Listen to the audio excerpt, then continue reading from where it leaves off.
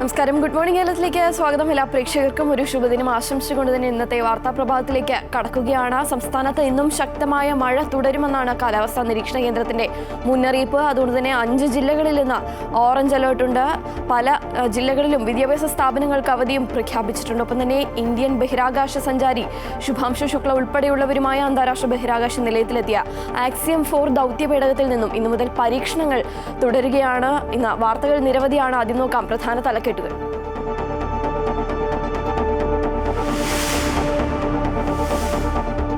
സംസ്ഥാനത്ത് കനത്ത മഴ തുടരുന്നു. 5 ജില്ലകളിൽ ഓറഞ്ച് അലേർട്ട്. 60 കിലോമീറ്റർ വേഗതയിൽ കാറ്റിന് സാധ്യത.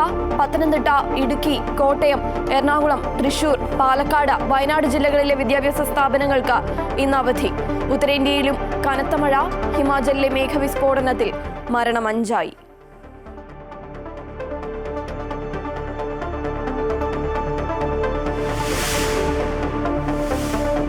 നിലമ്പൂരിലെ തോൽവിക്ക് PV അൻവറും കാരണമായെന്ന CPM. അൻവർ ഇടത് വഞ്ചകനെന്ന് തുറന്നുകാട്ടുന്നതിൽ പരാജയപ്പെട്ടെന്ന് വിലയിരുത്തൽ. CPM സംസ്ഥാന സമിതി യോഗം ഇന്ന് സമാപിക്കും.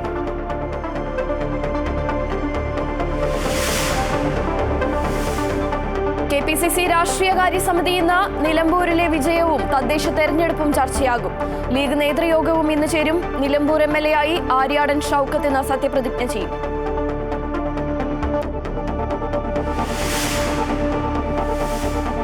അമേരിക്കൻ പ്രസിഡന്റ് ഡൊണാൾഡ് ട്രംപിന്റെ വാദം തള്ളി ഇറാൻ. അമേരിക്കയുമായി ആണവ ചർച്ച പുനരാരംഭിക്കാൻ പദ്ധതിയില്ലെന്ന് ഇറാൻ വിദേശകാര്യമന്ത്രി.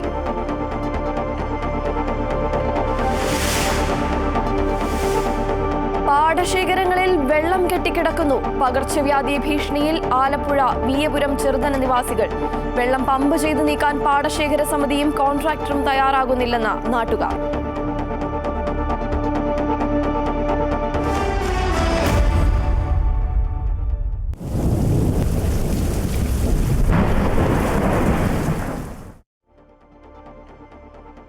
സംസ്ഥാനത്ത് കനത്ത മഴ തുടരുകയാണ്. ഇന്ന് 5 ജില്ലകളിൽ ഓറഞ്ച് അലേർട്ടാണ്. 9 ജില്ലകളിൽ യെല്ലോ അലേർട്ടും നൽകിയിട്ടുണ്ട്. 7 ജില്ലകളിൽ ഇന്ന് അവധി പ്രഖ്യാപിച്ചിട്ടുണ്ട്. കൂടുതൽ വിശദാംശങ്ങളുമായി ആതിര രാധാകൃഷ്ണൻ ചേരുന്നുണ്ട്. ആതിര, ഇന്നത്തെ മഴ മുന്നറിയിപ്പുകൾ ഏത് രീതിയിലാണ്? ഏതൊക്കെ ജില്ലകളിലാണ് ഇന്ന് ഓറഞ്ച് അലേർട്ട് അടക്കം നൽകിയിട്ടുള്ളത്? സംസ്ഥാനത്ത് ഇന്ന് കനത്ത മഴ തുടരുകയാണ്. ഇന്നലെ ആരംഭിച്ച മഴ ഇന്ന് തുടരുകയാണ്. നാളെയും ശക്തമായ രീതിയിലുള്ള മഴ തുടരുമെന്നാണ് കാലാവസ്ഥാ വകുപ്പ് നൽകുന്ന മുന്നറിയിപ്പ്. ഇന്ന് 5 ജില്ലകളിൽ ഓറഞ്ച് അലേർട്ടും 9 ജില്ലകളിൽ യെല്ലോ അലേർട്ടുമാണ് നൽകിയിട്ടുള്ളത്. അതുകൂടാതെ 7 ജില്ലകളിൽ ഇന്ന് അവധി പ്രഖ്യാപിച്ചിട്ടുണ്ട്. എറണാകുളം, തൃശൂർ, ഇടുക്കി, മലപ്പുറം, വയനാട് എന്നീ ജില്ലകളിലാണ് ഇന്ന് ഓറഞ്ച് അലേർട്ട് പ്രഖ്യാപിച്ചിട്ടുള്ളത്. അതുപോലെ തന്നെ 7 ജില്ലകളിൽ അവധി പ്രഖ്യാപിച്ചിട്ടുണ്ട്. എറണാകുളം, ഇടുക്കി, തൃശൂർ, കോട്ടയം, വയനാട്, പത്തനംതിട്ട, പാലക്കാട് ജില്ലകളിലെ വിദ്യാഭ്യാസ സ്ഥാപനങ്ങൾക്കാണ് ഇന്ന് അവധി പ്രഖ്യാപിച്ചിട്ടുള്ളത്. അതുകൂടാതെ കണ്ണൂരിലെ ഇരിട്ടി താലൂക്കിലെ വിദ്യാഭ്യാസ സ്ഥാപനങ്ങൾക്കും നിലമ്പൂർ താലൂക്കിലെ വിദ്യാഭ്യാസ സ്ഥാപനങ്ങൾക്കും ചേർത്തല, കുട്ടനാട് താലൂക്കുകളിലെ വിദ്യാഭ്യാസ സ്ഥാപനങ്ങൾക്കും ഇന്ന് അവധി പ്രഖ്യാപിച്ചിട്ടുണ്ട്. ഏതായാലും അടുത്ത 2 ദിവസം അതിശക്തമായിട്ടുള്ള മഴ തുടരുമെന്നാണ് കാലാവസ്ഥാ വകുപ്പ് നൽകുന്ന മുന്നറിയിപ്പ്. ഇടുക്കിയിൽ അതീവ ജാഗ്രത പാലിക്കണമെന്ന് ഇന്നലെ റവന്യൂ മന്ത്രിയുടെ നേതൃത്വത്തിൽ ഉന്നതതല യോഗം ചേർന്നതിന് ശേഷം മാധ്യമങ്ങളെ അറിയിച്ചിരുന്നു. ഇടുക്കി ജില്ലയിൽ അതിശക്തമായ മഴയ്ക്കും മണിക്കൂറിൽ ഏകദേശം 311.4 മില്ലിമീറ്ററോളം മഴ ലഭിക്കുമെന്നാണ് ഇന്നലെ ലഭിച്ചിരുന്ന വിവരം. അതുകൊണ്ട് തന്നെ ഇടുക്കി ജില്ലയിൽ അതീവ ജാഗ്രത പാലിക്കേണ്ട ഒരു സമയമാണെന്ന് ഇന്നലെ അറിയിച്ചിരുന്നു. അതുകൂടാതെ ഇന്ന് തിരുവനന്തപുരം, കൊല്ലം, പത്തനംതിട്ട, ആലപ്പുഴ, കോട്ടയം, പാലക്കാട്, കോഴിക്കോട്, കണ്ണൂർ, കാസർഗോഡ് എന്നീ ജില്ലകളിൽ യെല്ലോ അലേർട്ടും നൽകിയിട്ടുണ്ട്. ഇത് കൂടാതെ തന്നെ മണിക്കൂറിൽ ഏകദേശം 50 മുതൽ 60 കിലോമീറ്റർ വരെ വേഗതയിൽ കാറ്റ് വീശാനുള്ള സാധ്യതയും കാണുന്നുണ്ട്. അതുകൊണ്ട് തന്നെ പൊതുജനങ്ങൾ ജാഗ്രത പാലിക്കണമെന്ന് അറിയിച്ചിട്ടുണ്ട്. ഉയർന്ന തിരമാലയ്ക്കും കടലാക്രമണത്തിനും സാധ്യതയുള്ളതിനാൽ തീരദേശവാസികളും ജാഗ്രത പാലിക്കണമെന്ന് അറിയിച്ചിട്ടുണ്ട്. ഈ മലവെള്ളപ്പാച്ചിൽ, ഉരുൾപൊട്ടൽ, മണ്ണിടിച്ചിൽ സാധ്യതയുള്ള പ്രദേശങ്ങളിൽ താമസിക്കുന്നവർ അധികൃതരുടെ നിർദ്ദേശാനുസരണം മാറി താമസിക്കണം. ആവശ്യമെങ്കിൽ പകൽ സമയത്ത് തന്നെ ആളുകൾ മാറി താമസിക്കാൻ തയ്യാറാകണമെന്നും അറിയിച്ചിട്ടുണ്ട്. അതുകൂടാതെ മത്സ്യത്തൊഴിലാളികൾക്ക് 28-ാം തീയതി വരെ, അതായത് നാളെ വരെ കടലിൽ പോകുന്നതിന് വിലക്ക് ഏർപ്പെടുത്തിയിട്ടുണ്ട്. മത്സ്യത്തൊഴിലാളികൾ 28-ാം തീയതി വരെ കടലിൽ പോകരുത് എന്ന നിർദ്ദേശവും കാലാവസ്ഥാ വകുപ്പ് നൽകിയിട്ടുണ്ട്. ഏതായാലും അടുത്ത 5 ദിവസം മഴയുണ്ടാകും. എന്നാൽ അടുത്ത 2 ദിവസം അതിശക്തമായിട്ടുള്ള മഴയ്ക്കുള്ള സാധ്യതയാണ് പ്രവചിച്ചിരിക്കുന്നത്. 29-ാം തീയതി മുതൽ മഴയുടെ ശക്തി ചെറുതായിട്ടൊന്ന് കുറയും. അതിനുശേഷം ജൂലൈ 3 മുതൽ 10 വരെ ഈ കാലവർഷങ്ങളിൽ സാധാരണ ലഭിക്കാവുന്ന മഴ ലഭ്യമാകും. 10-ാം തീയതിക്ക് ശേഷം വീണ്ടും മഴ കൂടുതൽ ശക്തമാകുമെന്നും കാലാവസ്ഥാ വകുപ്പ് അറിയിച്ചിട്ടുണ്ട്. ഏതായാലും വരും ദിവസങ്ങളിലും അതീവ ജാഗ്രത പാലിക്കണം. സംസ്ഥാനത്ത് കഴിഞ്ഞ ദിവസങ്ങളിലൊക്കെ തന്നെ അതിശക്തമായ മഴയെ തുടർന്ന് മഴക്കെടുതികളും ഉണ്ടായിരുന്നു. അതുകൊണ്ട് തന്നെ പൊതുജനങ്ങൾ ജാഗ്രതയോടുകൂടി ഇരിക്കണം. പ്രത്യേകിച്ച് ഇടുക്കി മേഖലകളിൽ താമസിക്കുന്നവർ, മലയോര മേഖലകളിൽ താമസിക്കുന്നവരെല്ലാം തന്നെ അതീവ ജാഗ്രത പാലിക്കണമെന്നും കാലാവസ്ഥാ വകുപ്പ് അറിയിച്ചിട്ടുണ്ട്. ശരി, സംസ്ഥാനത്ത് ഇപ്പം തന്നെ ശക്തമായ കാറ്റിനും സാധ്യതയുണ്ടെന്നാണ് കാലാവസ്ഥാ നിരീക്ഷണ കേന്ദ്രം നൽകുന്ന മുന്നറിയിപ്പ്. ആതിര രാധാകൃഷ്ണനാണ് വിശദാംശങ്ങൾ നൽകിയത്. ഒപ്പം തന്നെ ഏറ്റവും കൂടുതൽ മഴ ശക്തമായി തുടരുന്നത് വടക്കൻ കേരളത്തിലാണ്. വയനാട്, മലപ്പുറം ജില്ലകളിൽ ഓറഞ്ച് അലർട്ടാണ് ഇന്ന് പ്രഖ്യാപിച്ചിട്ടുള്ളത്. വിദ്യാഭ്യാസ സ്ഥാപനങ്ങൾക്കും അവധി നൽകിയിട്ടുണ്ട്. അടുത്ത 3 മണിക്കൂറിൽ വടക്കൻ കേരളത്തിലെ എല്ലാ ജില്ലകളിലും അതിശക്തമായ മഴയുണ്ടാകുമെന്ന് കാലാവസ്ഥാ നിരീക്ഷണ കേന്ദ്രം മുന്നറിയിപ്പ് നൽകിയിട്ടുണ്ട്. കണ്ണൂർ, കാസർഗോഡ് ജില്ലകളിൽ ഉയർന്ന തിരമാലയ്ക്കും കടലാക്രമണത്തിനും സാധ്യതയുണ്ടെന്ന് സമുദ്ര സ്ഥിതി പഠന ഗവേഷണ കേന്ദ്രവും അറിയിച്ചു. കൂടുതൽ വിശദാംശങ്ങളുമായി കെ പ്രശാന്ത് ചേരുന്നുണ്ട്. പ്രശാന്ത്, കഴിഞ്ഞ ദിവസത്തെ പോലെ ഇന്നും വടക്കൻ കേരളത്തിൽ അതിശക്തമായ മഴയ്ക്കുള്ള സാധ്യതയാണ് പ്രവചിക്കപ്പെട്ടിട്ടുള്ളത്. വയനാട് ഉൾപ്പെടെയുള്ള ജില്ലകളിലെ സാഹചര്യം എങ്ങനെയാണിപ്പോൾ?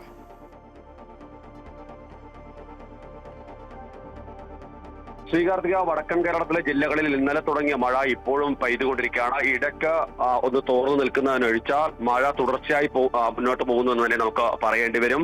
അതീവ ഗുരുതരമായ ഒരു സാഹചര്യമാണ് വയനാടും ഒപ്പം തന്നെ വടക്കൻ കേരളത്തിലെ മലയോര മേഖലകളിൽ നിൽക്കുന്നത്. വയനാട്ടിൽ പ്രധാനമായും ഉരുൾപൊട്ടൽ, മണ്ണിടിച്ചിലിന് സാധ്യതയുള്ളതിനാലുള്ള ജാഗ്രതാ നിർദ്ദേശം ഇപ്പോഴും തുടരുന്നുണ്ട്. വിദ്യാഭ്യാസ സ്ഥാപനങ്ങൾക്ക് അവധി നൽകിയിട്ടുണ്ട്. മലപ്പുറത്തും സമാനമായ രീതിയിൽ തന്നെയാണ് കാര്യങ്ങൾ പോകുന്നത്. കോഴിക്കോട് ഇന്നലെ രാത്രി തുടങ്ങിയ മഴ ഇപ്പോഴും തോർന്നിട്ടില്ല. പല സ്ഥലങ്ങളിലും, മാവൂർ അടക്കമുള്ള പല സ്ഥലങ്ങളിലും സമാനമായ രീതിയിൽ വെള്ളം വലിയ രീതിയിൽ ഉയരുകയും വീടുകളിലേക്ക് ഉൾപ്പെടെ വെള്ളം എത്തുകയും ഒക്കെ ചെയ്ത സാഹചര്യം നിലനിൽക്കുകയാണ്. മാവൂർ പഞ്ചായത്തിൽ ഇപ്പോൾ വിദ്യാഭ്യാസ സ്ഥാപനങ്ങൾക്ക് അവധി പ്രഖ്യാപിച്ചിട്ടുണ്ട്. ഇതിൽ ഏറ്റവും പ്രധാനപ്പെട്ട കാര്യം, തീരദേശ മേഖലയിലും കടുത്ത ജാഗ്രതയാണ് ഇപ്പോൾ പ്രഖ്യാപിച്ചിട്ടുള്ളത്. കണ്ണൂർ, കാസർഗോഡ് ജില്ലകളിലെ തീരദേശ മേഖലകളിൽ ഉയർന്ന തിരമാലയ്ക്ക് സാധ്യത, കടലാക്രമണത്തിന് സാധ്യതയുള്ളതിനാൽ തീരദേശവാസികൾ ജാഗ്രത പുലർത്തണമെന്ന നിർദ്ദേശം സമുദ്രസ്ഥിതി പഠന ഗവേഷണ കേന്ദ്രം നൽകിയിട്ടുണ്ട്. ഇത്തരത്തിൽ വലിയ രീതിയിലുള്ള ഒരു മുന്നറിയിപ്പ് നൽകി തന്നെയാണ് പോകുന്നത്. കക്കയം ഡാമിന്റെ ഷട്ടറുകൾ ഇന്നലെ തുറന്നു തുടങ്ങിയിരുന്നു. അതുകൊണ്ട് തന്നെ കക്കയം ഡാമിന്റെ ആ പ്രദേശങ്ങളെല്ലാം തന്നെ താമസിക്കുന്ന ആളുകൾ കൂടുതൽ ജാഗ്രത പുലർത്തണമെന്ന നിർദ്ദേശമുണ്ട്. ഒപ്പം തന്നെ ചാലിയാർ കരകവിഞ്ഞൊഴുകുന്ന സാഹചര്യമുണ്ട്. ആ മേഖലയിലും പ്രധാനപ്പെട്ട സ്ഥലങ്ങളിലെല്ലാം തന്നെ നിൽക്കുന്ന ആളുകളോട് സുരക്ഷിത സ്ഥാനങ്ങളിലേക്ക് മാറാൻ നിർദ്ദേശം നൽകിയിട്ടുണ്ട്. ആവശ്യമായ മുൻകരുതൽ എടുക്കാൻ ജില്ലാ ഭരണകൂടത്തിന് ദുരന്ത നിവാരണ അതോറിറ്റി നിർദ്ദേശം നൽകിയിട്ടുണ്ട്. റവന്യൂ വകുപ്പിന്റെ ഭാഗത്ത് നിന്ന് ആവശ്യമായ ക്യാമ്പുകൾ തുറക്കാനുള്ള സംവിധാനമൊക്കെ തന്നെ ഉണ്ടാകുന്നുണ്ട്. വയനാടിനെ സംബന്ധിച്ച് നേരത്തെ നമ്മൾ പലപ്പോഴായി പറഞ്ഞതുപോലെ തന്നെ ചൂരൽമലയുമായി ബന്ധപ്പെട്ടടക്കം തന്നെ നിരവധി ആശങ്കകൾ നിലനിൽക്കുന്നുണ്ട്. പക്ഷേ കരുതൽ മാത്രം മതി, മറ്റു തരത്തിലുള്ള മറ്റ് അപകടങ്ങൾ ഉണ്ടാകാനുള്ള സാധ്യത ഇല്ല എന്ന് തന്നെയാണ് ജില്ലാ ഭരണകൂടം വ്യക്തമാക്കുക. ഏതായാലും മലയോര മേഖലകളിൽ രാത്രിയാത്രാ നിരോധനം അടക്കം ഏർപ്പെടുത്തിക്കൊണ്ടുള്ള നടപടികളാണ് ഈ ഘട്ടത്തിൽ മുന്നോട്ട് പോകുന്നത്. ശ്രീകാർത്തിക. ശരി, വടക്കൻ കേരളത്തിൽ ഇപ്പോഴും അതിശക്തമായ മഴ തുടരുകയാണ്. ജനങ്ങൾ ജാഗ്രത പാലിക്കണമെന്ന മുന്നറിയിപ്പ് കൃത്യമായി പാലിക്കേണ്ടത് തന്നെയാണ്. കെ പ്രശാന്താണ് വിവരങ്ങൾ നൽകിയത്. ശക്തമായ മഴയ്ക്കൊപ്പം കനത്ത കാറ്റും ഇടുക്കിയിൽ വൻ നാശം വിതയ്ക്കുന്നു. ഉടുമ്പൻചോല ചെമ്മണ്ണാറിൽ ഏക്കർ കണക്കിന് ഏലം കൃഷി കാറ്റിൽ നശിച്ചു. കൃഷി വ്യാപകമായി നശിക്കുമ്പോഴും സർക്കാരും സ്പൈസസ് ബോർഡും തിരിഞ്ഞു നോക്കുന്നില്ലെന്നാണ് കർഷകരുടെ പരാതി. ഈ കഴിഞ്ഞ കാറ്റത്ത് ഒടിഞ്ഞു പോയതാണ്. ഇതിനകത്തുണ്ടായിരുന്ന ഏറിയ ഭാഗവും ചെടിയും ഒടിഞ്ഞ് തകിടുകൂടിയായി പോയി. ഇതിന് ഒരു സഹായവും ഒരു ഭാഗത്തുനിന്നും കിട്ടുന്നില്ല. സർക്കാരിൻ്റെ ഭാഗത്തുനിന്നുമില്ല, സ്പൈസസ് ബോർഡിൻ്റെ ഭാഗത്തുനിന്നുമില്ല, ഒരിടത്തുനിന്നുമില്ല. ഇത് പോയത് ഇനി അതൊന്ന് റീസെറ്റ് ചെയ്ത് അല്ലെങ്കിൽ റീപ്ലാന്റ് ചെയ്ത് കൊണ്ടുവരണമെങ്കിൽ ഒത്തിരി പൈസ മുടക്കാവും. അതിനുള്ള പൈസയൊന്നും ഞങ്ങളുടെ കയ്യിലില്ല. കഴിഞ്ഞ ഏതാനും ദിവസമായി കനത്ത മഴയ്ക്കൊപ്പം ശക്തമായ കാറ്റും ഇടുക്കിയുടെ മലയോര മേഖലയിൽ ആഞ്ഞു വീശുന്നു. കാറ്റിൽ ഏലച്ചെടികൾ വ്യാപകമായി നശിച്ചു. ഇത്തവണ മികച്ച രീതിയിൽ വിളവ് ലഭിച്ചിരുന്ന ഏലച്ചെടികൾ നശിച്ചതോടെ കർഷകർ കടബാധ്യതയിലേക്ക് കൂപ്പുകുത്തി. ഏലം പാടെ പോയിരിക്കുകയാണ്. കാറ്റടിച്ച് മുഴുവൻ കൃഷിക്കാർക്ക് ഭയങ്കരമായി നഷ്ടം. ഈ പ്രാവശ്യം നിലവിൽ ഉൽപ്പാദനം കൂടിയിട്ടുണ്ടായിരുന്നു. ഒരു ശകലം ഇത്തിരി വ്യത്യാസം ഉണ്ടായിരുന്നു.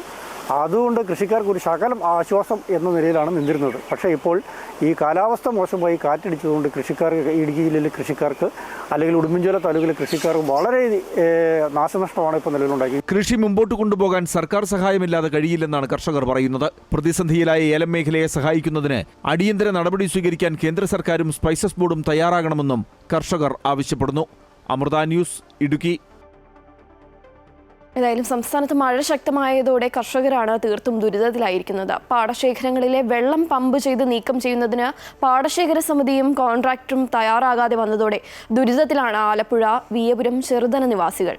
പാടശേഖരങ്ങളുടെ സമീപത്തുള്ള വീടുകളിൽ വെള്ളം കയറിയിട്ട് ദിവസങ്ങളായെങ്കിലും പമ്പിംഗ് പ്രവർത്തനങ്ങൾ മാത്രം നടക്കുന്നില്ല. മലിനമായ വെള്ളത്തിലൂടെ നടക്കേണ്ടി വന്നതോടെ പകർച്ചവ്യാധി ഭീഷണിയിലാണ് പ്രദേശവാസികളും. നമുക്ക് വെള്ളം കയറി കിടക്കുന്നതുകൊണ്ട് സ്കൂളിലൊന്നും പോകാൻ പറ്റുന്നില്ല. കുറേ മാസങ്ങൾ കൊണ്ട് വെള്ളം കയറി കിടക്കും. ഇത് എത്രയും പെട്ടെന്ന് ഇറക്കി തരാൻ കളക്ടർ മാമനോട് ഞാൻ പറയുന്നു. പമ്പിംഗ് കൃത്യമായി നടത്തിയാലേ പ്രദേശത്തെ വെള്ളപ്പൊക്കം നിയന്ത്രിച്ചു നിർത്താൻ സാധിക്കൂ. അച്ചനാഗരി, കുട്ടങ്കരി പാടശേഖരങ്ങളിൽ വെള്ളം ഉയർന്നതുമൂലം സമീപത്തുള്ള 150ഓളം വീടുകളാണ് വെള്ളത്തിലായത്. പാടശേഖര സമിതികളും വെള്ളം പമ്പ് ചെയ്ത് നീക്കം ചെയ്യാൻ ആയി നിയോഗിച്ച കോൺട്രാക്ടറും തമ്മിലുണ്ടായ തർക്കങ്ങളാണ് പമ്പിംഗ് വൈകാൻ കാരണമായത്. ഇതോടെ പ്രതിസന്ധിയിലാകുന്നത് കുട്ടികളും വയോജനങ്ങളും ഉൾപ്പെടെ വലിയൊരു സമൂഹമാണ്. വെള്ളം ഉയർന്ന സാഹചര്യത്തിൽ പ്രദേശത്തെ കുട്ടികൾക്ക് സ്കൂളിൽ പോലും പോകുവാൻ സാധിക്കാത്ത അവസ്ഥയാണ് നിലവിലുള്ളത്. പാടത്തിന്റെ മുട്ടുപാട് തുറക്കാതിരിക്കുന്നുണ്ട് ഈ വെള്ളം ഇവിടെ കെട്ടിക്കിടക്കുന്നത്. ഒരു മാസം കൊണ്ട് ഇവിടെ വെള്ളം കിടക്കുക. പെരയ്ക്കകത്ത് വെള്ളമായിരുന്നു. പാടശേഖരങ്ങളിൽ നിയന്ത്രിത പമ്പിംഗ് നടത്താൻ ജില്ലാ ദുരന്ത നിവാരണ വിഭാഗം പാടശേഖര സമിതികൾക്ക് കത്ത് നൽകിയിട്ടുള്ളതാണ്. എന്നാൽ പമ്പിംഗ് ഇതുവരെ ആരംഭിച്ചിട്ടില്ല. ഇതോടെ പ്രദേശത്തെ ജനങ്ങളാകെ വലിയ ആശങ്കയിലാണ്. ഒഴുക്ക് നഷ്ടപ്പെട്ട് മലിനമായി തുടങ്ങിയ വെള്ളത്തിൽ ഇറങ്ങേണ്ടി വരുന്നത് മൂലം പലർക്കും ത്വക്കുരോഗങ്ങൾ ഉൾപ്പെടെ ഉണ്ടാകുന്നുണ്ട്. ഈ സ്ഥിതി ഇനിയും തുടർന്നാൽ വലിയ പകർച്ചവ്യാധിയിലേക്ക് നയിക്കുമോ എന്ന ആശങ്കയിലാണ് വിയപുരം ചെറുതന നിവാസികൾ. അമൃത ന്യൂസ്, ആലപ്പുഴ. ഹിമാചൽ പ്രദേശിലെ കുളു, കാംഗ്ര ജില്ലകളിൽ ശക്തമായ വേഗവിസ്ഫോടനത്തെ തുടർന്നുണ്ടായ മിന്നൽ പ്രളയത്തിൽ 5 പേർ മരിച്ചു. ഒരാൾക്ക് പരിക്കേറ്റു. നിരവധി പേരെ കാണാതായി. രക്ഷാപ്രവർത്തനം പുരോഗമിക്കുകയാണ്. 3 മേഘവിസ്ഫോടനങ്ങൾ, 9 മിന്നൽ, വെള്ളപ്പൊക്കം, 3 മണ്ണിടിച്ചിൽ എന്നിവയെ തുടർന്ന് വലിയ നാശനഷ്ടങ്ങളാണ് ഉണ്ടായത്. ധർമ്മശാലയിലെ പ്രിയദർശിനി ജലവൈദ്യുത പദ്ധതി പ്രദേശത്ത് കാണാതായ 3 പേർക്കായി തെരച്ചിൽ തുടരുന്നു. ഇവിടുത്തെ തൊഴിലാളികളെ സുരക്ഷിത സ്ഥാനങ്ങളിലേക്ക് മാറ്റി. അതേസമയം തുടർച്ചയായ മഴയും റോഡുകൾ തകർന്നതും കാരണം മണികരൺ, താഴ്വര, ബഞ്ചാർ, കുളു, മണാലി എന്നിവിടങ്ങളിൽ നിരവധി വിനോദസഞ്ചാരികൾ കുടുങ്ങിക്കിടക്കുകയാണെന്നാണ് റിപ്പോർട്ട്.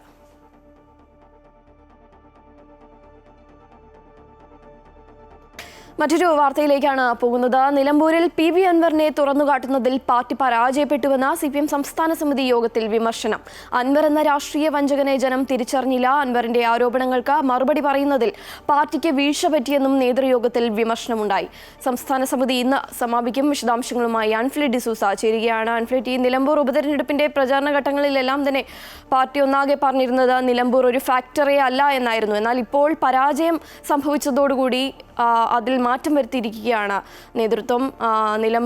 നിലമ്പൂരിൽ അൻവറിനെ തുറന്നുകാട്ടുന്നതിൽ പാർട്ടി പരാജയപ്പെട്ടുവെന്നാണ് ഇപ്പോൾ പറയുന്നത്. എന്തൊക്കെയാണ് കൂടുതൽ വിശദാംശങ്ങൾ?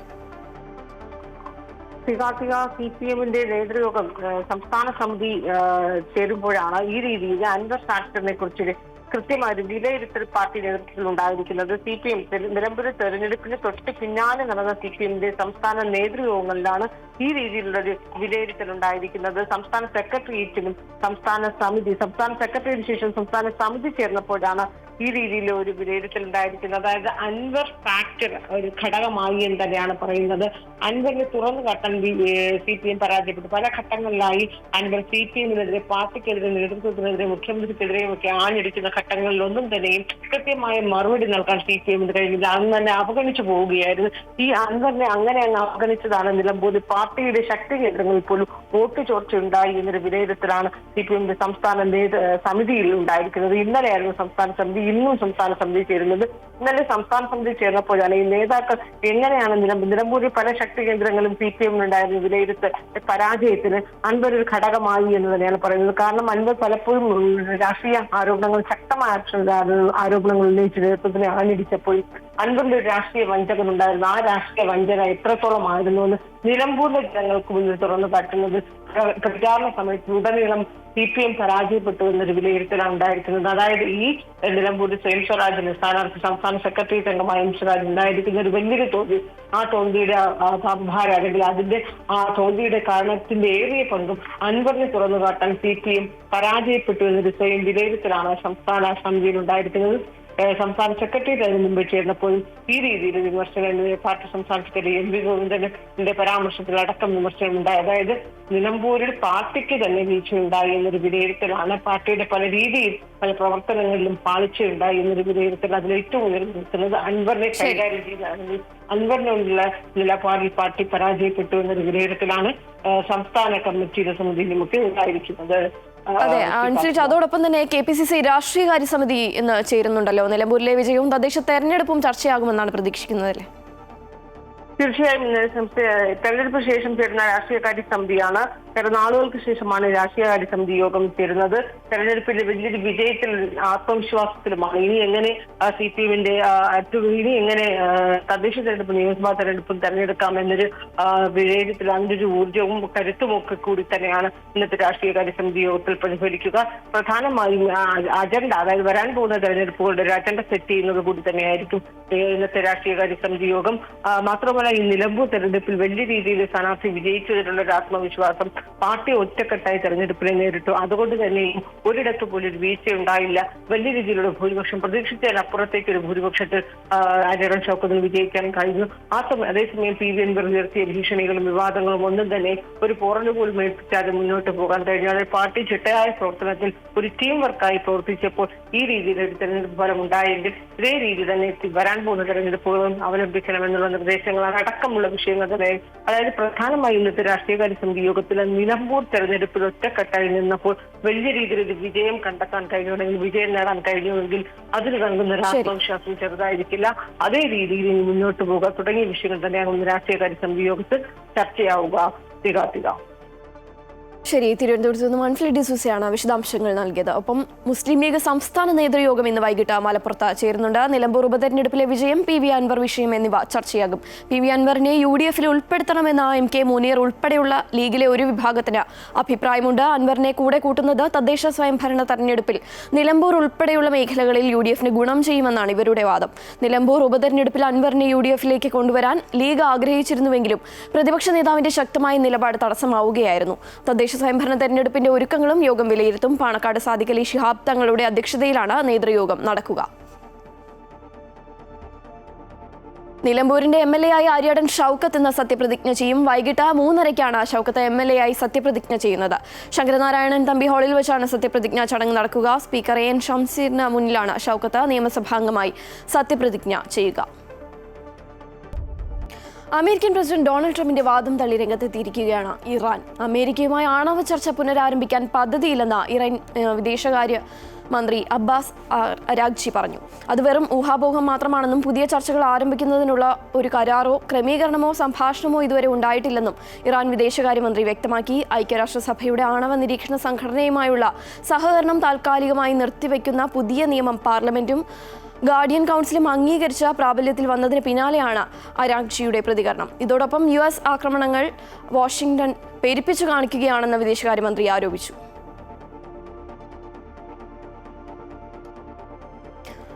ശുഭാംശു ശുക്ലയുടെ ബഹിരാകാശ ദൗത്യം തുടരുകയാണ്. ബഹിരാകാശ നിലയത്തിൽ തുടരുന്ന ആക്സിയം ദൗത്യ അംഗങ്ങൾക്ക് ഇനി ഗവേഷണങ്ങളുടെയും പരീക്ഷണങ്ങളുടെയും കാലമാണ്. 14 ദിവസമാണ് 4 യാത്രികരും ബഹിരാകാശ നിലയത്ത് തങ്ങുക. ഇന്ത്യക്ക് വേണ്ടി 7 പ്രത്യേക പരീക്ഷണങ്ങളും ശുഭാംശു നടത്തും. സൂക്ഷ്മാണുക്കളുടെ വളർച്ച, വികാസം, യാത്രികരുടെ മസിലുകളുടെ ശോഷണം, വിത്തുകളുടെ വളർച്ച തുടങ്ങി ബഹിരാകാശ ശാസ്ത്രത്തിലും ജീവശാസ്ത്രത്തിലുമുള്ള നിർണായകമായ പരീക്ഷണങ്ങളാണ് ഇവ. നിലയത്തെ നിയന്ത്രിക്കുന്ന 7 പേരും ആക്സിയം സംഘത്തിലെ 4 പേരും അടക്കം 11 പേരാണിപ്പോൾ നിലയത്തിലുള്ളത്.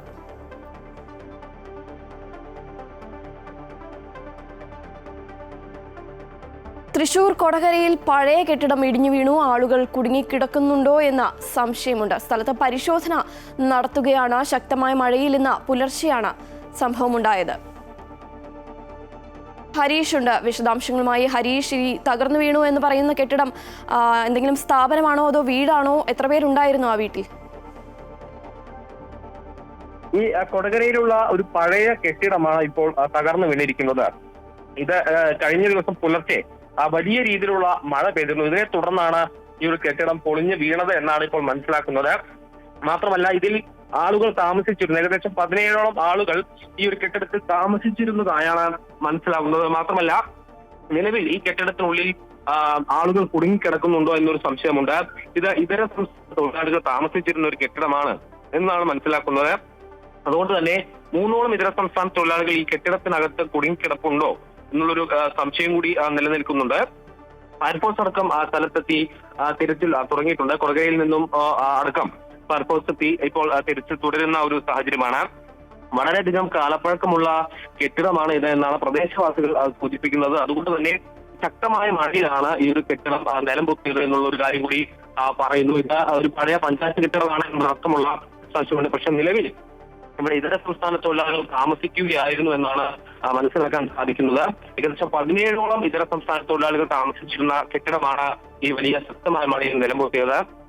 ഏറ്റവും പ്രധാനമായ കാര്യം 3 ഇതര സംസ്ഥാന തൊഴിലാളികൾ ഇതിനകത്ത് അകപ്പെട്ട് കിടക്കുന്നുണ്ട് എന്നുള്ളതാണ് സൂചന. അത് അവരെ രക്ഷിക്കാനുള്ള ഒരു ശ്രമമാണ് ഇപ്പോൾ ഫയർഫോഴ്സിന്റെ ഭാഗത്തുനിന്നും ഉണ്ടാകുന്നത്. 3 പേരെ ഉണ്ട് എന്നുള്ളൊരു സൂചന ലഭിച്ചിട്ടുണ്ട്. അതിൽ കൂടുതൽ ആളുകളുണ്ടോ എന്നതടക്കമുള്ള കാര്യങ്ങൾ അന്വേഷിക്കേണ്ടതുണ്ട്. എന്തായാലും നിലവിൽ രക്ഷാപ്രവർത്തനം തുടരുകയാണ്. ഫയർഫോഴ്സ് യൂണിറ്റുകളും അതുപോലെ ഹരീഷ്, ഇപ്പോൾ 17 പേർ അവിടെ ഉണ്ടായിരുന്നു എന്ന് പറയുന്നു. അതിൽ നിന്നും രാവിലെ ഈ ഒരു സംഭവത്തിന് ശേഷം എത്ര പേരെയാണ് അവിടെ നിന്ന് രക്ഷപ്പെടുത്തിയിട്ടുള്ളത്? ബാക്കിയുള്ളവർ അവിടെ ഉണ്ട് എന്ന കാര്യം ഉറപ്പാണോ?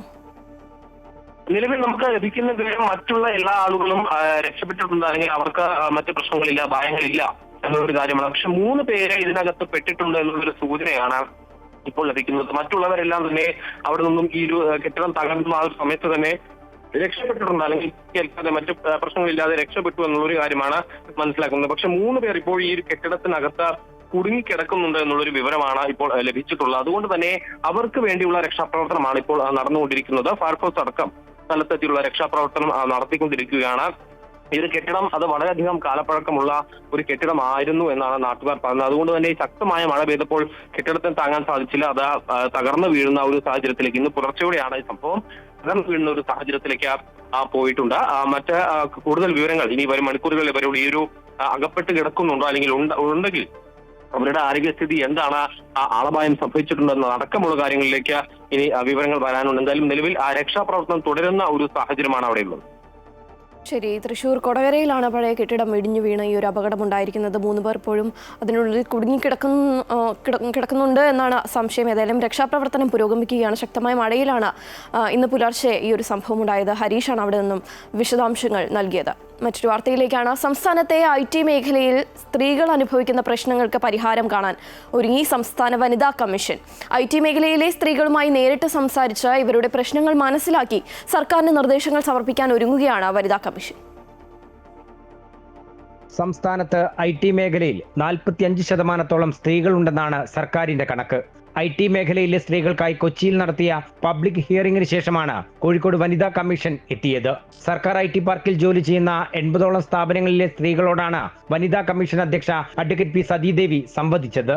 പ്രസവാവധി, പ്രസവാനന്തരം തൊഴിലിലേക്ക് വരാനുള്ള ബുദ്ധിമുട്ട്, സൈക്കോളജിസ്റ്റിന്റെ സേവനം തുടങ്ങി വിവിധ ആവശ്യങ്ങളാണ് സ്ത്രീകളിൽ നിന്നും ഉയർന്നത്. പ്രസവത്തോട് കൂടിയിട്ട് തൊഴിലിൽ നിന്ന് മാറി നിൽക്കുന്നതാണ് നല്ലത് എന്ന് അവർക്ക് തോന്നാനിടവരുത്തുന്ന രൂപത്തിലുള്ള പെരുമാറ്റ രീതികൾ പലപ്പോഴും ഉണ്ടാവുകയാണ്. അപ്പോൾ അത് മാനസികമായിട്ടുള്ള സമ്മർദ്ദം അനുഭവപ്പെടുമ്പോൾ സ്വാഭാവികമായിട്ടും അവർ തന്നെ അവരെ പുറത്തേക്ക് ആക്കുകയല്ല, പറഞ്ഞു വിടുകയല്ല, അവർക്ക് തന്നെ അങ്ങനെ ഒരു ഫീലിംഗ് ഉണ്ടാക്കുകയാണ്. ഇത് കോമ്പറ്റേറ്റീവായിട്ടുള്ളൊരു ഫീൽഡിൽ അവർക്കിങ്ങനെ മത്സരിച്ച് നിൽക്കാൻ വേണ്ടിയിട്ട് പറ്റില്ല എന്ന് പറയുമ്പോൾ പ്രയോറിറ്റി ഏതിന് കൊടുക്കണം? അപ്പോൾ കുടുംബത്തിന് കൊടുക്കണം, അല്ലെങ്കിൽ കുട്ടികൾക്ക് കൊടുക്കണം. സ്വാഭാവികമായിട്ടും അവർ അങ്ങനെ പോകുന്ന ഒരു അവസ്ഥ ഉണ്ടാവുന്നുണ്ട്. തൊഴിൽ വകുപ്പിന് ഇടപെടാൻ കഴിയണം.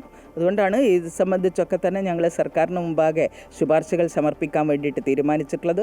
അത് പരിശോധിച്ചുകൊണ്ട് ആവശ്യമായിട്ടുള്ള നടപടികൾ സർക്കാരിൻ്റെ ഭാഗത്തു നിന്നുണ്ടാകും എന്നാണ് കരുതുന്നത്. 3 മാസം കൂടുമ്പോഴെങ്കിലും ഇന്റേണൽ കംപ്ലൈന്റ് കമ്മിറ്റി ചേർന്ന് തൊഴിലിടങ്ങളിലെ സാഹചര്യം വിലയിരുത്തുന്നുണ്ടോ എന്ന് ഉറപ്പുവരുത്തുമെന്ന് കമ്മീഷൻ അധ്യക്ഷ പറഞ്ഞു. ജീവനക്കാരുടെ കുട്ടികൾക്ക് സമയം ചെലവഴിക്കാനുള്ള സാഹചര്യം ഉൾപ്പെടെ ഒരുക്കുന്ന UL സൈബർ പാർക്ക് പോലുള്ള തൊഴിലിടങ്ങൾ ഉണ്ടെന്നും വനിതാ കമ്മീഷൻ വിലയിരുത്തി. വിവിധ ജില്ലകളിലെ പബ്ലിക് ഹിയറിംഗിനൊടുവിൽ സംസ്ഥാനത്തെ IT മേഖലയുമായി ബന്ധപ്പെട്ട തൊഴിൽ നിയമങ്ങൾ ശക്തമാക്കുന്നതിന് കമ്മീഷൻ സർക്കാരിന് നിർദ്ദേശങ്ങൾ സമർപ്പിക്കും. MM Ragesh, Amrita News, Kozhikode.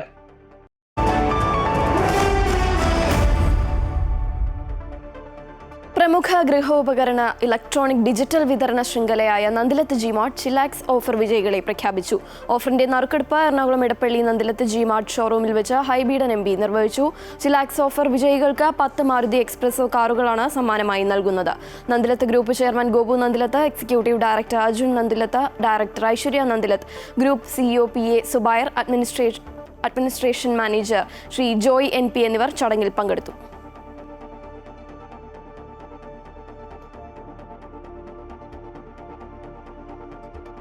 വിപണി വിലയിരുത്തലുമായി ജിയോജിത് ഫിനാൻഷ്യൽ സർവീസസിലെ സീനിയർ ഇൻവെസ്റ്റ്മെന്റ് സ്ട്രാറ്റജിസ്റ്റും ജനറൽ മാനേജറുമായ K ദിലീപ് ചേരുകയാണ്. Shri Dileep, good morning. കേരളത്തിലേക്ക് സ്വാഗതം. ഇന്നത്തെ വിപണി പ്രതീക്ഷകൾ എങ്ങനെയാണ്?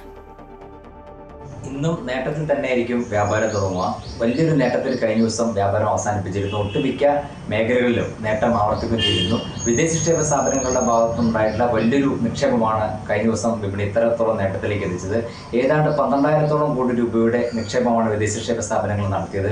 ഇത് അടുത്ത കാലത്തേക്ക് ഉണ്ടാകുന്ന ഏറ്റവും വലിയൊരു നിക്ഷേപവുമാണ്. ആഭ്യന്തര നിക്ഷേപ സ്ഥാപനങ്ങൾ അതുകൊണ്ട് തന്നെ വിപണിയിൽ കാര്യമായി ഇടപെട്ടില്ലെന്ന് മാത്രമല്ല നേരിയ തോതിൽ ഒരു വിൽപ്പനയിലേക്ക് നീങ്ങുകയും ചെയ്തിരുന്നു. ചെറുകിട നിക്ഷേപകരും വളരെ അനുകൂലമായി വിപണിയിൽ ഇടപെടുകയും ചെയ്യുന്നുണ്ട്. ഇതെല്ലാം വിപണിയുടെ മുന്നോട്ടുള്ള നീക്കത്തിൽ സഹായമാവുകയും ചെയ്തു. വരും ദിവസങ്ങളിലും ഈ രീതിയിലൊരു നിക്ഷേപ താല്പര്യം തുറന്നേക്കുമെന്ന് തന്നെയാണ് കരുതുന്നത്. അതിന് സഹായകരമായിട്ടുള്ള ഒരു അനുകൂല സാഹചര്യം തന്നെയാണ് ഇപ്പോൾ വിപണിയിലുള്ളതും. ആഗോള വിപണികളിലെല്ലാം നേട്ടമായിരുന്നു. ഇന്നലെ US വിപണിയിലും യൂറോപ്യൻ വിപണിയിലും നേട്ടമായിരുന്നു. ഇന്നിപ്പോൾ ഏഷ്യൻ വിപണികൾ പലതിലും നേട്ടത്തിൽ വ്യാപാരം പുരോഗമിക്കുന്നു. അതുകൊണ്ട് തന്നെ ഇവിടെയും നേട്ടത്തിലായിരിക്കും വ്യാപാരം തുടങ്ങുക. സാങ്കേതികമായും വിപണി സൂചികകൾ ഉയർന്ന നിലവാരത്തിൽ തന്നെയാണുള്ളത്. പ്രത്യേകിച്ചും മുൻനിര സൂചികയായ നിഫ്റ്റി 25,500 എന്ന നിലവാരം ഭേദിച്ചാണ് വ്യാപാരം അവസാനിപ്പിച്ചത്. ഇനി 25,750 എന്നുള്ള നിലവാരത്തിലാണ് ഒരു പ്രതിരോധ നിലവാരമായി കണക്കാക്കുന്നത്. ആ ഒരു നിലവാരവും കൂടി ഭേദിച്ചു കഴിഞ്ഞാൽ 26,000-ലേക്കുള്ള നീക്കം സുഗമമാവുകയും ചെയ്യും. എന്തായാലും അതിന് ഏറ്റവും പ്രധാന ഘടകമായി പ്രവർത്തിക്കുന്ന നിക്ഷേപ സ്ഥാപനങ്ങളുടെ നിലപാടുകൾ തന്നെയായിരിക്കും. വിദേശ നിക്ഷേപ സ്ഥാപനങ്ങൾ നിക്ഷേപം തുടരുകയാണ് തീർച്ചയായും ആ ഒരു നിലവാരത്തിലേക്ക് എത്തുകയും ചെയ്യും. അടിസ്ഥാന നിലവാരമായി ഇനി 25,400 ആയിരിക്കും നിലനിൽക്കുക. ആ ഒരു നിലവാരത്തേക്ക് താഴേക്ക് നീങ്ങുകയാണെങ്കിൽ ഒരുപക്ഷെ നിക്ഷേപകർ ലാഭമെടുക്കുകയാണെങ്കിൽ അത് വിപണിയിലേക്ക് ഒരു നേരിയ വിൽപ്പനയ്ക്ക് സാധ്യതയൊരുക്കുകയും ചെയ്യും. എന്തായാലും ഇന്ന് നേട്ടത്തിൽ തന്നെയായിരിക്കും വ്യാപാരം തുടങ്ങുക. ശരി, വളരെയധികം നന്ദി ശ്രീ കെ. ദിലീപ്. ഇനി നോക്കാം കായിക വാർത്തകൾ.